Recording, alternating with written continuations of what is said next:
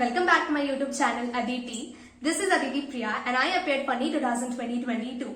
So in this video मैं basically revision की पूरी strategy बताऊंगी, like the subject wise revision, then एक chapter खत्म होने के बाद हमें क्या करना चाहिए revision के लिए वो, then test से पहले हमें किस type से revision करना चाहिए वो, and also कितने दिन पे हमें revision करना चाहिए. So yeah, let's get into the video. So basically coming to the first point, which was की revision at the end of the chapter. तो बेसिकली जब हम चैप्टर पढ़ रहे होते हैं तब उसके साथ ही बहुत सारे क्वेश्चन प्रैक्टिस कर लेते हैं एंड ऑल्सो हम उसके नोट्स बनाते हैं. तो जब एक चैप्टर कंप्लीट हो जाता है ना, तो जैसे कि मैंने काफी वीडियोस में बताया है कि हमें शॉर्ट नोट्स बनाना बहुत इंपॉर्टेंट होता है. तो जैसे ही एक चैप्टर कंप्लीट हो तो हमें शॉर्ट नोट्स बनाने चाहिए. जो सबसे पहला काम होता है वो हमें शॉर्ट नोट्स बनाने चाहिए ताकि टेस्ट से पहले हम बहुत क्विक वे में पूरा चैप्टर रिवाइज कर सके. And also if you talk about the subject wise हमें कैसे रिवीजन करना चाहिए, तो बेसिकली बायो में जो है हमें एनसीईआरटी पढ़ के ही अपना रिवीजन करना चाहिए एंड ऑल्सो उसके साथ अपने नोट्स खोल के रखने चाहिए कि जो पॉइंट हमें यहाँ समझना है एटलीस्ट हम नोट्स से पढ़ ले और समझ जाए. तो इससे क्या होगा, तुम्हारे एनसीईआरटी एंड ऑल्सो तुम्हारे नोट्स साथ में कवर हो जाएंगे.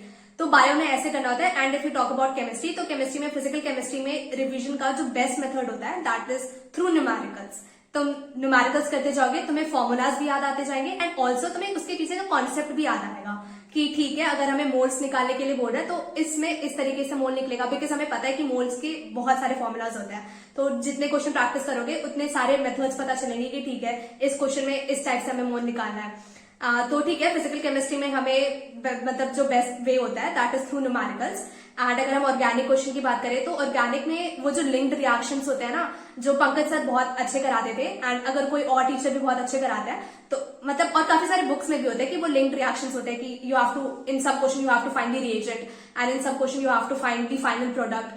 तो वो क्वेश्चन प्रैक्टिस करोगे ना, लिंक्ड क्वेश्चन प्रैक्टिस, तो तुम्हें ऑर्गेनिक का बहुत अच्छा बेस बन जाएगा, बहुत स्ट्रांग हो जाएगा, बिकॉज तुम वो लिंक्ड रिएक्शन कर सकते हो. तो फाइनल एग्जाम में बहुत ज्यादा बेनिफिशियल रहेगा. तो वही है कि ऑर्गेनिक में तुम इस टाइप के क्वेश्चन करोगे तो ज्यादा अच्छा रहेगा. एंड एनसीईआरटी के क्वेश्चंस को ठीक है तो वो तो टिप टॉप होने ही चाहिए.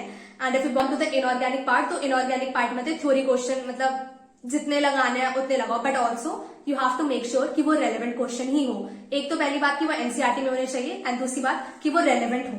और वो रेलेवेंट विथ टाइम पता चल जाता है कि ऐसा कुछ होता है कि जब वो टेबल में तुम्हें डेटा दिया होता है तो एक्चुअली तुम्हें उसकी डेटा याद नहीं करना होता है, तुम्हें बस उसका ऑर्डर याद करना होता है कि इस ऑर्डर में ये है. तो वो विथ टाइम तुम्हें पता चल जाएगा कि कौन सा रेलेवेंट पार्ट है कौन सा नहीं है. तो इनऑर्गेनिक में पीवाईक्यूज तो करने ही है, वो तो मस्ट होते ही है. और जितने भी क्वेश्चंस उससे हो सके और जो रेलेवेंट हो वो उससे प्रैक्टिस करो. तो इनऑर्गेनिक में ऐसे ही रिवीजन कर सकते हो, थ्योरी क्वेश्चंस कर करके रिवीजन कर सकते हो. एंड ऑल्सो इनऑर्गेनिक में एक बहुत अच्छा वे होता है रिवीजन का कि तुम एनसीईआरटी की रीडिंग लगा लो. जब भी तुम बोर हो रहे हो तो एक पैरा पढ़ लिया, मतलब बस पढ़ते जाओ इनऑर्गेनिक की, तो रीडिंग लगाते जाओ एनसीईआरटी की और वो तुम्हारे कमांड में आ जाएगा. एंड अगर हम बात करें कि हम फिजिक्स को कैसे रिवाइज करें, तो फिजिक्स में नोट्स बनाना एक बहुत इंपॉर्टेंट रोल प्ले करता है रिविजन में.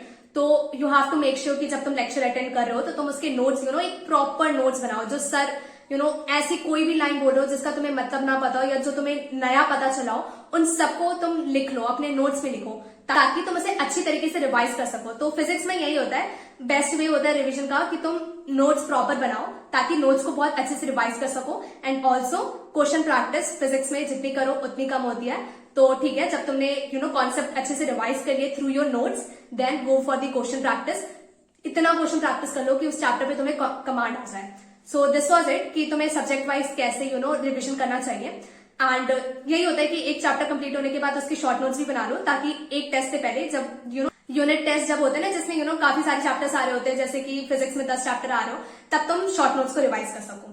ठीक है, now coming to the second point कि टेस्ट से पहले क्या रिवाइज करना होता है. तो वही जैसे कि मैंने बताया, टेस्ट से पहले हमें शॉर्ट नोट्स ही रिवाइज करने होते हैं. अगर काफी ज्यादा चैप्टर्स आ रहे हैं तो अगर हम फोर्टनाइटली टेस्ट की बात करें तो वो तो यही पूछते हैं कि जो पिछले वीक में पढ़ाया होता है, तो उसमें ज्यादा चैप्टर्स नहीं होते. आई थिंक मुश्किल से 5 चैप्टर्स आ रहे होते हैं. तो उसमें तो आई सजेस्ट कि तुम अपनी पूरी नोट्स जो है, not the short notes, you have to revise your whole notes. Bio में पूरी एनसीईआरटी पढ़ो हर टेस्ट से पहले. एंड ऑल्सो जैसे कि मैंने पिछले वीडियो में बताया था कि मिस्टेक नोटबुक बनाना भी काफी ज्यादा इंपॉर्टेंट होता है. तो हर टेस्ट से पहले जब भी कोई टेस्ट हो, जैसे कि संडे को टेस्ट होता है, तो सैटरडे को बस 1 घंटा लगेगा तुम्हें वो रिवाइज करने में. अपनी मिस्टेक नोटबुक खोलो, जो तुमने मिस्टेक्स अपने पिछले टेस्ट में किया है, मेक श्योर तुम वो आने वाले टेस्ट में ना करो, इसलिए उसे अच्छे से रिवाइज कर लो, एंड ऑल्सो तुम्हारे कॉन्सेप्ट्स भी रिवाइज हो जाएंगे, तो it's better to revise it in every 15 days.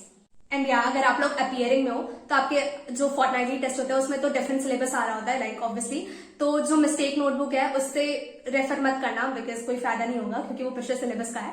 But उससे तुम ये सीख सकते हो कि जो तुमने मिस्टेक्स किया, जैसे कि क्वेश्चन ना रीड करना, उसके ऑप्शंस ना एलिमिनेट कर पाना, तो उन सारे पॉइंट्स को ध्यान में रखो और उसे टेस्ट में रिपीट ना करके आओ। बट या you have to revise your mistake notebook, तो उसे हफ्ते का 1-2 दिन निकाल के अपनी मिस्टेक नोटबुक को खोल के जरूर देखना और उसे रिवाइज जरूर करना। बिकॉज ठीक है, तुम्हारे फोर्टनाइटली टेस्ट में तो वो सिलेबस नहीं आएगा, बट जो यूनिट टेस्ट होता है जिसमें काफी सारे चैप्टर्स आ रहे होते हैं, उसमें तो वो पुराने वाले चैप्टर्स आते ही हैं, तो तब तुम्हारी मिस्टेक नोटबुक बहुत काम आएगी। तो इसलिए तब के लिए you have to refer your mistake notebook and your short notes. Now here comes the last point कि हमें कितने दिन पे रिवीजन करना चाहिए।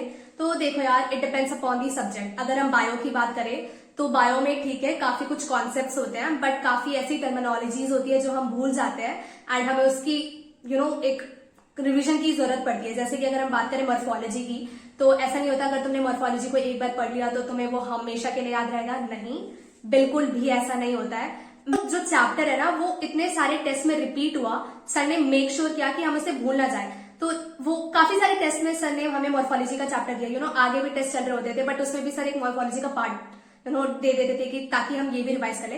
तो मॉर्फोलॉजी हो गया, देन एनाटॉमी हो गया, talk about animal kingdom and plant kingdom के एग्जांपल्स, तो आई नो उन्हें याद करने में बहुत ज्यादा एफर्ट्स डालने पड़ते हैं, and I am damn sure कि आप उस एफर्ट को 2 बार नहीं डालना चाहोगे। इसीलिए जब एक बार याद होने लगे ना तो उसको रिवाइज करते रहो।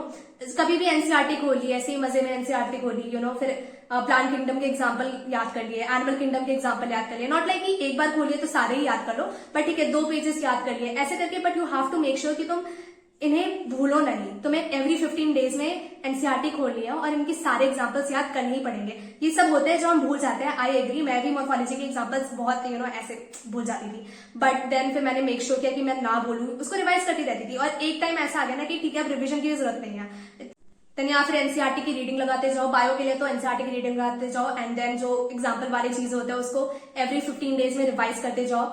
And if you talk about organic में भी यही होता है, रिएक्शंस हम बहुत जल्दी भूल जाते हैं, तो उसे भी हमें याद करना पड़ता है, काफी काफी रिवीजन की जरूरत होती है उसमें भी। इनऑर्गेनिक में भी सेम थिंग है, इनऑर्गेनिक तो मैं पर्सनली बहुत जल्दी भूल जाती थी, बट देन ऐसे कोई भी फ्री टाइम होता था, अगर मैं घूम भी रही हूँ, ऐसे अपनी फ्रेंड का वेट कर रही हूँ कि ठीक है अब हम जाएंगे घूमने, तो उसमें भी मैं फिर रिवाइज कर लेती थी। तो इनऑर्गेनिक हो गया, ये सब ऐसे रिवाइज करते जाओ, और फिजिकल के फॉर्मूलाज रिवाइज कर लो। एंड फिजिक्स की बात करें तो फिजिक्स में कॉन्सेप्ट याद रखना इंपॉर्टेंट होता है, अपार्ट फ्रॉम दी फॉर्मूलाज हमें कॉन्सेप्ट भी याद रखना पड़ता है फिजिक्स में। एंड हमारे यूनिट टेस्ट होता है, तो यूनिट टेस्ट में ऐसे ही उठ के नहीं चले जाना है। ये सब जो मैंने इतने सारे बताया है कि रिवाइज करना पड़ता है, एक्चुअली में रिवाइज करना पड़ता है, तो यूनिट टेस्ट के लिए अच्छे से रिवाइज करके जाना। Unit test is the best point जब तुम अपने पुरानी पढ़ी हुई चीजों को रिवाइज कर सकते हो। तो एक हफ्ते पहले से रिवाइज करना स्टार्ट कर देना, and you have to attempt all your test seriously.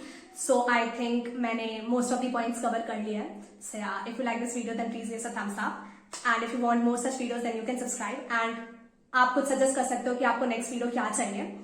And if you have any doubt, then you can comment down below, or you can text me on my Instagram. So yeah, thank you.